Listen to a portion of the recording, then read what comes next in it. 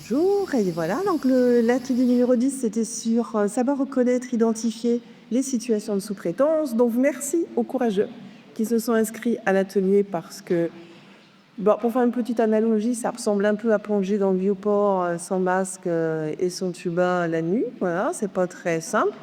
Merci à Bénédicte aussi de m'avoir soutenu dans le binôme. Donc le sujet est vaste, il a intéressé pas mal de personnes. On planche dessus dans le cadre d'un groupe de travail. On continuera ce groupe effectivement encore début juillet. Ça permettra de clarifier un certain nombre de choses. Donc la slide suivante, s'il vous plaît.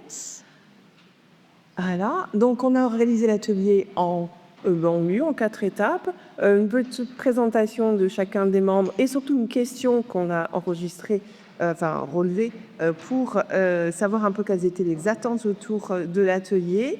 Alors moi j'avais un objectif, c'était essayer de faire comprendre par une clé somme. J'espère que tout le monde est ressorti en ayant compris comment ça fonctionnait.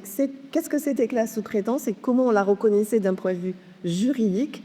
Ensuite, on avait choisi 4 jolis cas, ceux qui ont planché dessus l'ont remarqué, mais des cas réels qui remontaient d'université et sur lesquels les collègues planchent pour essayer d'analyser les différentes situations juridiques qui n'étaient pas toutes autour de la sous-traitance. C'est comme ça parce que c'est arrivé à démêler une situation d'une autre.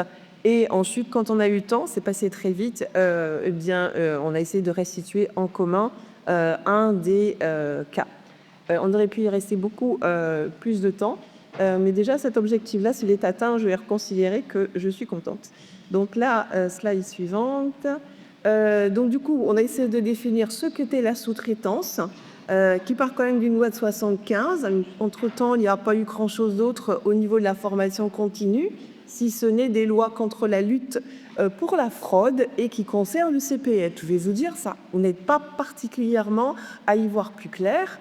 Donc on a essayé déjà de savoir ce que c'était. Et puis vous savez, en droit, quand on ne sait pas ce que c'est une chose, on essaye de savoir ce qu'elle n'est pas non plus. Donc on a essayé de dire que voilà, la convention de sous-traitance pédagogique, ce n'était pas la fameuse convention d'habilitation à former et ou évaluer, nouvelle subtilité qui pèse sur les organismes certificateurs que nous sommes.